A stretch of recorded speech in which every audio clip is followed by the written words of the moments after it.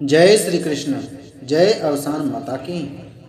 प्रिय भक्तों, आज मैं आपको सभी मनोकामनाएं पूरी करने वाली अवसान माता की कथा सुना रहा हूँ। एक गांव में एक सास और बहू रहती थी। बहू अपने सास से बहुत ज़्यादा गुस्सा रहती थी, क्योंकि सास थोड़ी सी बूढ़ी हो चुकी थी और वह कुछ काम नहीं कर पाती थी। तो इस प्रकार से रहते रहते दोनों में कलह बनती जा रही थी। हमेशा बहू सास को ताने देती रहती थी कि आप अम्मा कुछ काम करती नहीं हो, आपसे कुछ नहीं होता, घर बैठी रहती हैं। अम्मा भी बेचारी लाचार थी, कुछ नहीं बोलती। एक दिन बहू ने कहा कि अम्मा आप बैठी नहीं रह सकती हो, अब आप घर में हो तो कुछ काम आपको करना ही पड़ेगा। सास ने कहा, इस उम्र में मैं क्या काम कर सकती हूँ बहू, इस उम्र में अगर तुम मुझे रोटी नहीं दे पाओगी तो फिर क्या होगा मेरा, मैं कहाँ जाऊँगी, क्या काम करूँगी। तो बहू ने कहा, एक काम करिए, आप सुबह दूध बेच आया करिए, पूरे गांव में आपसे मैं 1 महीने का पूरा हिसाब अंत में ले लूँगी। बेचारी सास अब सोच रही थी कि मैं इस उम्र में सुबह सुबह दूध लेकर पूरे गांव गली गली कैसे जाऊंगी। सोचा कि चलो कोई बात नहीं, जाना तो पड़ेगा ही, अब लाचारी है, मजबूरी है तो जाना पड़ेगा।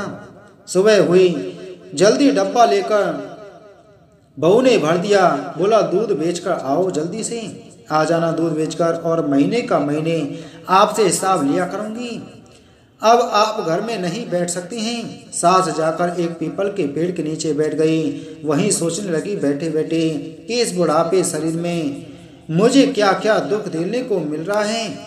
देखिए मेरी बहू, अपनी बहू ने मुझे घर में ऐसे ऐसे ताने दे रही है कि घर में बैठकर खाती हो, अब मैं कैसे गली गली जाकर दूध बेचूं।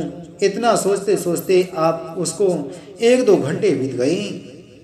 वह मन में सोचती है कि एक काम करती हूँ, दूध को यहीं गिराकर चली जाती हूँ, और दूध को उसी पीपल के पेड़ के नीचे डाल दिया और आ गई घर।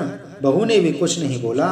उसने सोचा कि चलो पैसे ले होंगे, लास्ट में महीने का हिसाब लूंगी।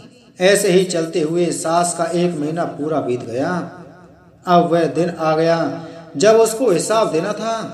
अब वह फिर से दूध लेकर चली गई और पीपल के पेड़ के नीचे बैठ गई और रोने लगी, बहुत ज़्यादा रोने लगी और बोलने लगी, अब मैं क्या करूं, कैसे घर जाऊं, बहू को हिसाब क्या दूंगी, जब मैंने कभी दूध बेचा ही नहीं तो मैं हिसाब कहाँ से दूंगी। पूरा दूध तो इस पीपल के पेड़ के नीचे ही डाल देती थी। उसकी रोने की आवाज़ सुनकर वहाँ से अफसान मैया गुजर रही थी। उन्होंने देखा कि एक बुढ़िया रो रही है। वह आकर पूछने लगी, आप क्यों रो रही हैं। तो उस बुढ़िया ने कहा कि मैं आपको क्या बताऊं, क्या आप मेरे दुख दूर कर सकती हैं। बहुत कहने पर सास ने बताया, मेरी बहू मुझे बहुत ज़्यादा कष्ट देती है। तो अवसान माता ने कहा कि आप पूरी बात बताइए, बात क्या है। तो उसने बताया कि बहू मेरे साथ बहुत ज़्यादा गलत व्यवहार करती है। घर में बोलती है कि तुम बैठे बैठे क्या करोगी, कुछ काम वाम किया करो। तो मुझे सुबह सुबह दूध बेचने भेज देती है और कहती है कि महीना होने पर तुमसे हिसाब करूंगी। अब मुझे हिसाब देने का नंबर आ गया।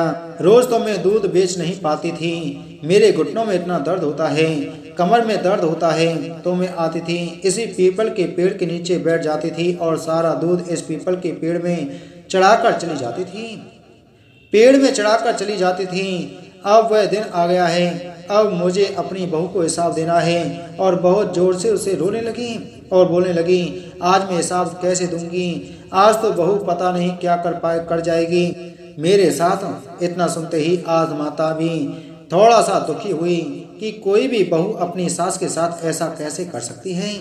अवसान माता ने कहा, एक काम करो, आप जितने भी पीपल के पत्ते हैं सूखे गिरे हुए हैं, आप लेकर अपने कौच में भर लो, आंचल में, और जाना अपनी बहू के आंचल में डाल देना।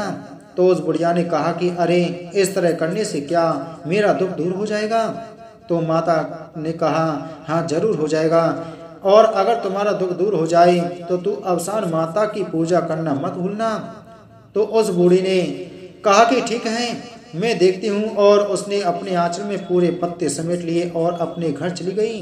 घर जाते ही जैसे ही पहुंची तो बहू ने देखा कि बूढ़ी ने तो आंचल में बहुत सारा कुछ लेकर आई है। तो बहू ने बोला कि क्या बात है, अभी हिसाब देने आ गई है क्या। तो अम्मा ने कहा कि हाँ ऐसा ही समझो बेटा, हिसाब ही है। तो बहुत ज़्यादा खुश हुई। बहू बोली, अरे वाह, इतना सारा रुपया पैसा ही लाई है क्या?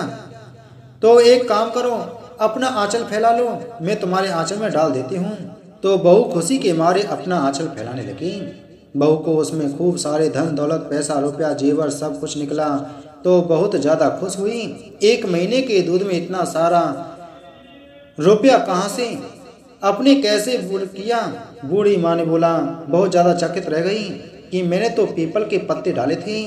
बूढ़ा मन ही मन सोचने लगी कि लग रहा है अवसान माता की दी हुई है। अब बहू माँ से पूछने लगी कि माता इतने सारे पैसे कहाँ से आपको मिले? तो सास ने बहू को सारी कहानी सुनाई। बहू कहने लगी, कल से दूध में लेकर जाऊंगी। एक काम करो, अब मुझे बताओ क्या क्या आपने किया था?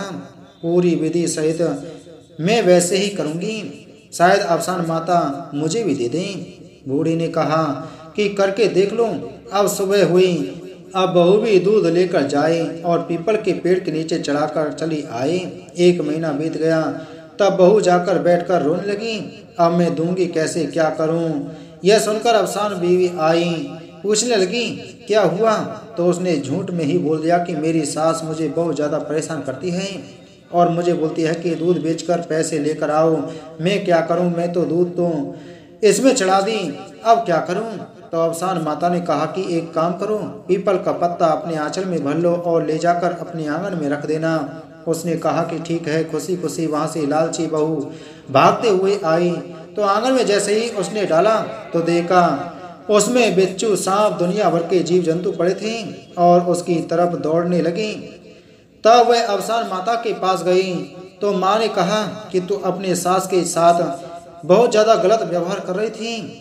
वह बता रही थी उन्हें 2 रोटी खाने को नहीं दे रही थी, इसलिए तुम्हारे साथ ऐसा हुआ है। तो वह बहू अवसान मैया से हाथ जोड़कर माफ़ी मांगने लगी। माता बड़ी दयालु हैं, उसको देखकर क्षमा कर दिया और कहा अपनी सास की खूब सारी सेवा करो और अच्छे से घर में मिल बांट कर दोनों लोग रहो। और गुरुवार आए तो अवसान माता की पूजा कर अवसान मैया की आरती करो और अवसान माता की कथा सुनो, तुम्हारे घर में धन दौलत की कमी नहीं रहेगी। बहू ने अपनी सास से माफ़ी मांगी और घर में दोनों खुशी खुशी रहने लगी। खूब विधि विधान से आह्वान कर अवसान माता का गीत गाकर पूजा किया।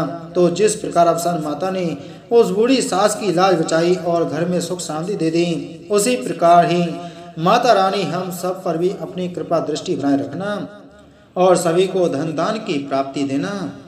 बोलो अवसान माता की जय।